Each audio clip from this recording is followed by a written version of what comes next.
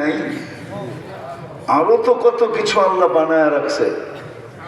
তুই শুধু ঠোঁট লয়া পড়ে রইছস, চল কামরায় খুলা দেয়। শরীরে যেখানে তাকাবে ওইখানে ছবি দেখা যাবে, চেহারা দেখা যাবে, চেহারা। এইখানে ডিজিটাল মিটার লাগানো থাকবে, দেখবে কতটুকু ভালোবাসে। এখন তো সব ছলনা, ঠিক না? ছলনা বুঝো? সব কি? নাইলে ওরা ছেক্কায় কেমনে? বাপভঙ্গি দেখা বুঝছে জান দিয়া দিব, খাইয়া লয়া পার্সেল লয়া বাড়িতে যে জুতা পাঠায়া দিছে, ঠিক না? জান্নাতে এরকম না। তো যেটা বুঝাইতেছিলাম, ওয়াজের আজকে রং আমাদের উপরে লাগে না। যদি লাগতো তাহলে যে মুসলমান নিজেকে দাবি করে ওর রূপরেখা এরকম হইতো কেন? দেখলে চিনা যায় না মুসলমান কিনা।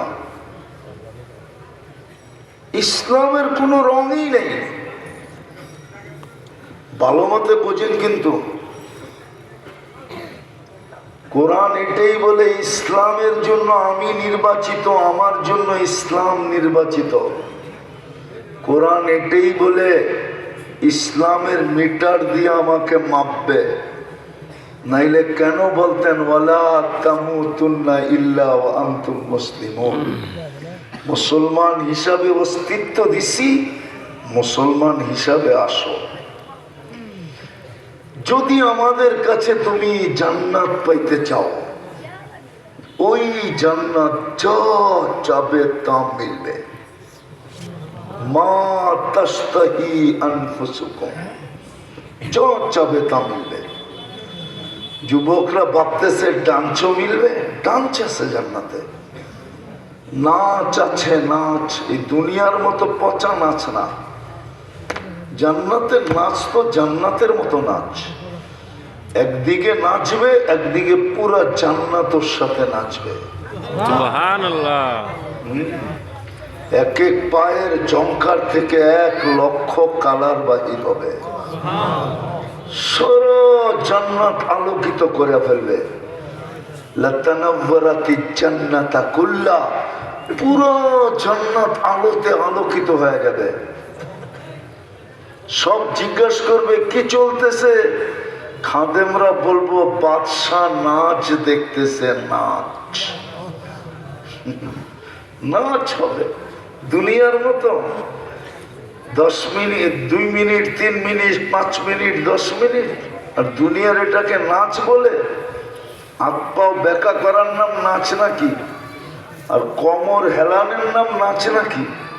এটা দেখেই তো যুবকরা ঠিক থাকতে পারে না, মোবাইলে টাচ করে চুমা দেয়।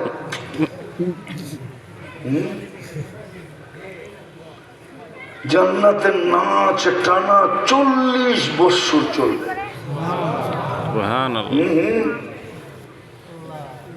নাচার নাচ 40 বছর পরে বলবে খালি নাচেই দেখবি আর কাহিনী নাই। মনে হয় বোঝে না, ফিডার খায় তো করতে বুঝবো। বলবো আর কাহিনী নাই, খালি নাচ। চল তোরে কাহিনী দেখাই, লয়া যাবে কাহিনী দেখাইতে। মনে হয় কিছুই বোঝে না। এরকম গান হবে, গান চবে তা হবে। প্রতি শুক্রবারে চেহারা চেঞ্জ হবে। কি হবে? চেহারা চেঞ্জ। প্রতি শুক্রবারে আল্লাহ দাওয়াত খাওয়াবে। না জানি কত কঠিন আইটেম হবে। হায় হায় হায়, আল্লাহ কুদরত দিয়ে পাক করাবে। সবচেয়ে বড় মজা তো হবে এইটা যে আল্লাহ কুদরতি হাতে গ্লাস নিবে আর শরাবান তাহুরা ভৈরা প্রত্যেকের ঠোঁটে লাগায়া তারপরে বলবে সাকাহুম রব্বুহুম শরাবান তাহুরা, পান কর। আল্লাহর কুদরতি হাত দিয়ে পান করায় দেবে।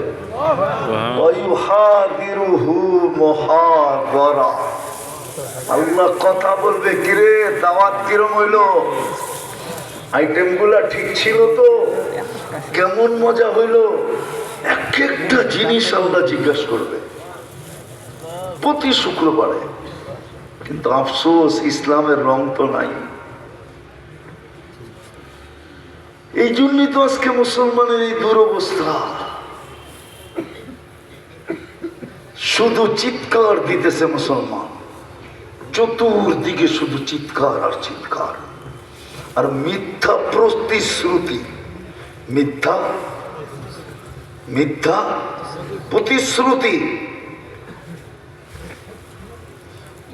আর সারা দুনিয়ার মুসলমান চিৎকার দিতেছে, অথচ 250 কোটি, কত 2.5 কোটি, 250 কোটি, 60টা মুসলিম দেশ, 60টা মুসলিম দেশ, 60টা। সবচেয়ে বড় টাকা মুসলমানের কাছে।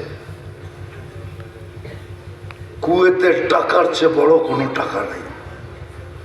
বাহরাইন, ওমান, ব্রুনাই, এই 4 দেশের টাকার চেয়ে দুনিয়ার কোনো টাকা বড় না না না। সবচেয়ে বড় টাকার মালিক এই 4 দেশ। তারপরও মুসলমানের দুরবস্থা। হায় হায় হায় হায়। আমি তো মাঝে মাঝে ভাবি যে ইরাক মাটির সাথে মিশলো কিভাবে।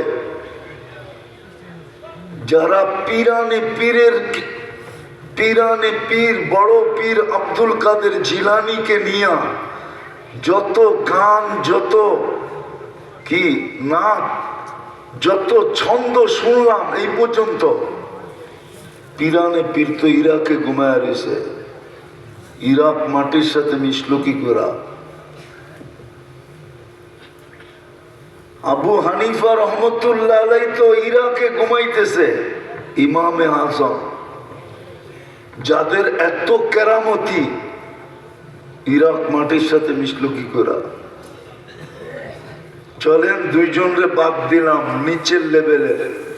শেরে খোদা তো ইরাকে, আলিউল মুর্তজা। কলিজার টুকরা হোসাইন তো ইরাকে। আচ্ছা, এদেরকেও বাদ দিলাম, এদেরকেও বাদ দিলাম। দানিয়াল আলাইহিস সালামের মতো নবী তো ঘুমাইতেছে ইরাকে। তারপরে ইরাকে এই অবস্থা হলো কি করে? আচ্ছা, ইরাক বাদ দিলাম, ফিলিস্তিন হইল কি করে? ওইখানে তো ইব্রাহিম খলিল ঘুমাইতেছেন একদিকে, আরেক পাশে ঘুমাইতেছেন মুসা কালিমুল্লাহ। একদিকে খলিল, একদিকে কালিম। মধ্যখানে চিহ্নিত নবীদের কবর আছে 70টা। 70 জন নবী ঘুমাইতেছেন। 45,000 সাহাবাদের কবর আছে। আমি 14 বছর আগে দেখা বলতেছি, দেখা আমি 14 বছর আগে ফিলিস্তিন দেখছি।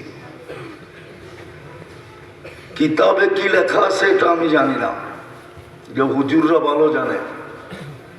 আমি চোখে যেটা দেখা আসছি ওটা বলতেছি। বাইতুল মুকাদ্দাস যেখানে মুসলমানের প্রথম কেবলা, এটা মেরাজের মাস। এই মাসেই আল্লাহ রসুল মেরাজে গেছিলেন। এটা মেরাজের মাস। যেদিন রাত্রে মেরাজে যান, ওই দিন 1.25 লক্ষ নবী রসুল সশরীরে বাইতুল মুকাদ্দাসে উপস্থিত ছিলেন, সশরীরে। আদম আলাইহিস সালাম থেকে নিয়ে ঈসা আলাইহিস সালাম পর্যন্ত। আর ইমামতির জন্য দাঁড়ায়া ছিলেন মুহাম্মাদুর রাসূলুল্লাহ সুবহানাল্লাহ সাল্লাল্লাহু আলাইহি ওয়াসাল্লাম। ওটা মাটির সাথে মিশলো কি করে? আল্লাহ যেন বুঝাইতে চায় মিশবে না তো মিশবে না কেন? মুসলমান আমি বানাইলাম, কিন্তু তোমাদের ভিতরে ইসলামের ছাপ নাই, ইসলামের আদর্শ নাই, ইসলামের রঙে তোমরা রঙিন না, রঙে রঙিন না। কিন্তু বন্ধুর সাথে আমার অঙ্গীকার হলো তোমাদেরকে পুত পবিত্র উঠাবো, এই জন্যই আমরা অপারেশন করতেছি। অপারেশন আজকের এই দুরবস্থা আল্লাহর পক্ষ থেকে অপারেশন। কেননা মুসলমান ইসলামের আদর্শ ছেড়ে দিছে। ওই হাদিস সত্য হয়ে গেছে, লা ইয়াবকা মিনাল ইসলাম ইল্লা ইসমু।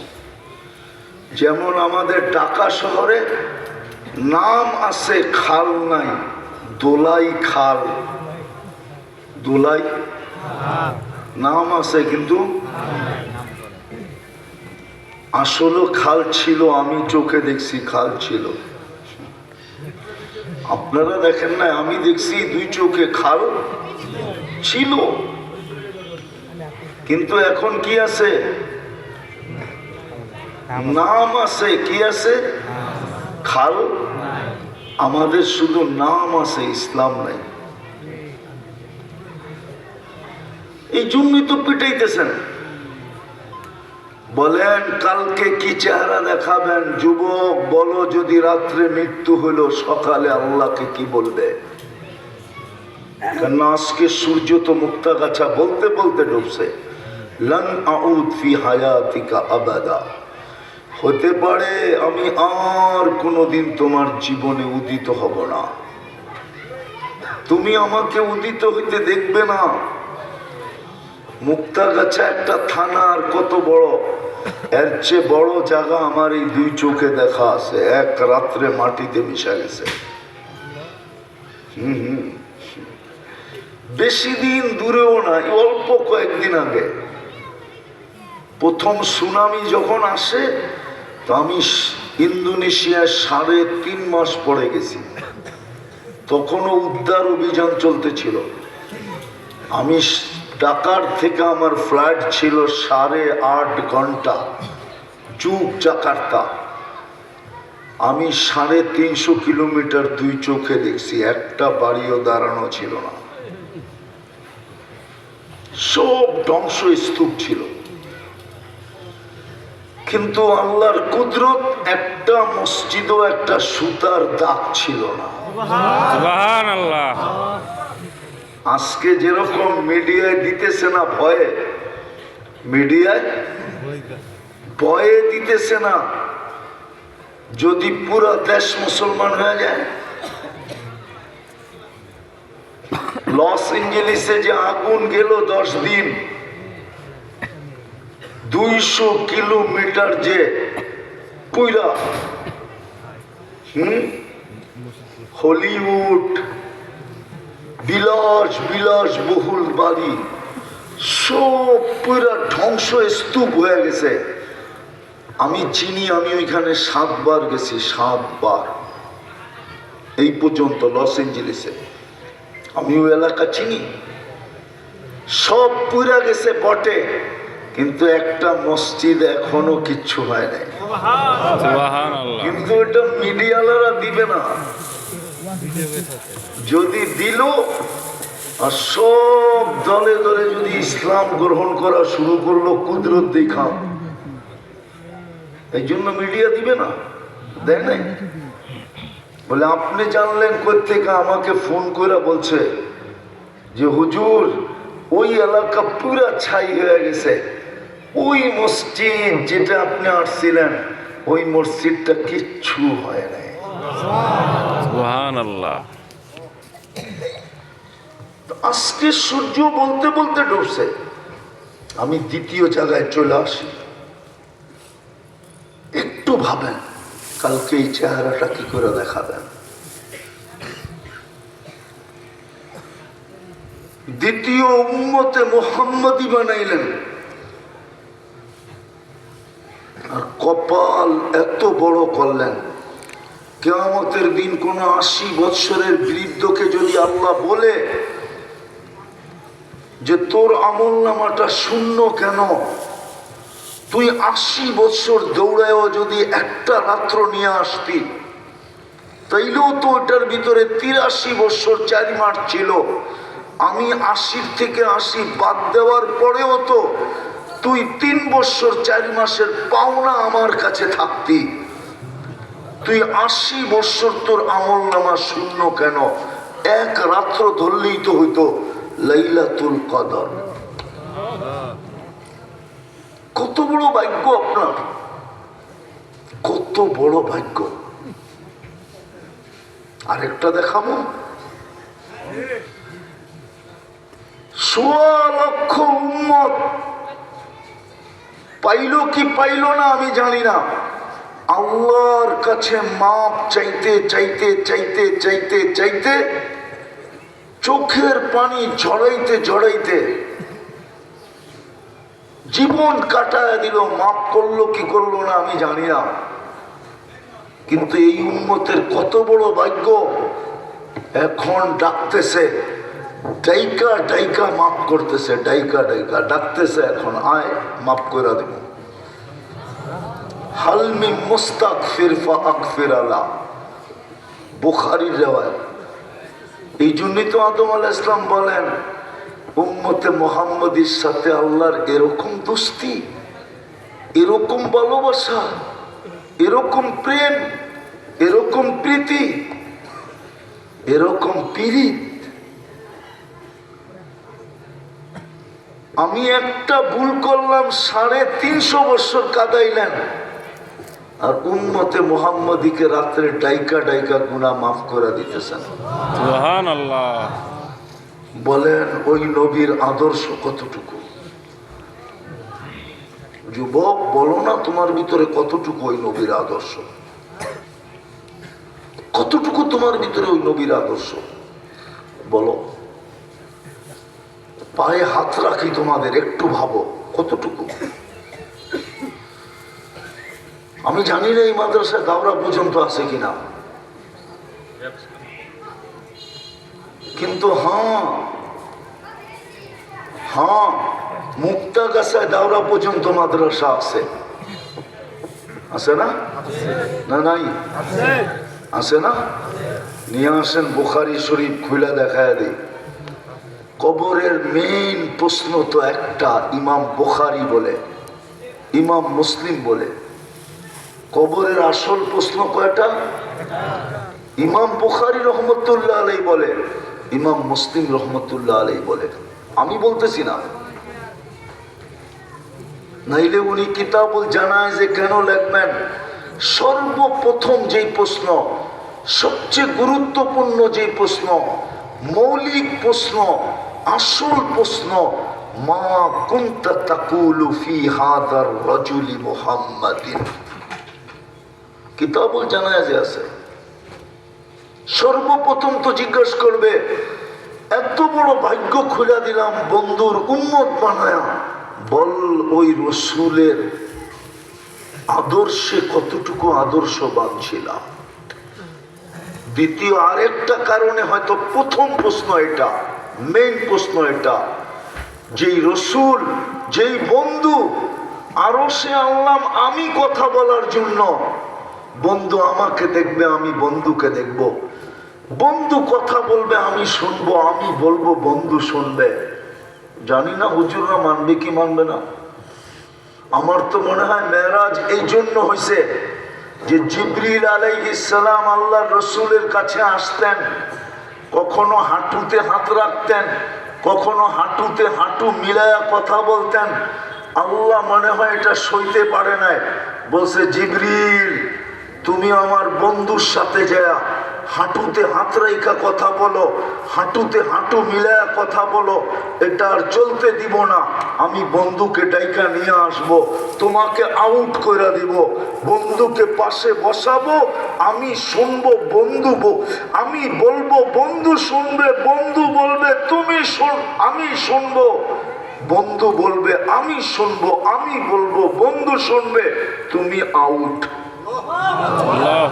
এই জন্য মনে হয় মেরাজ আল্লাহ মনে হয় দৃশ্য সইতে পারতেছিলেন না, সর জিবরিল সর, বন্ধুকে ডাইকা নিয়ে এলাম। এই জন্য প্রথম প্রশ্ন যে তোমাকে আরো সে যে বলে নাই যে 23 বছর তোমার জন্য চোখের পানি থামতে দেয় নাই, 23 বছর চোখের পানি শুকায় নাই। আমার কাছে প্রমাণ আছে।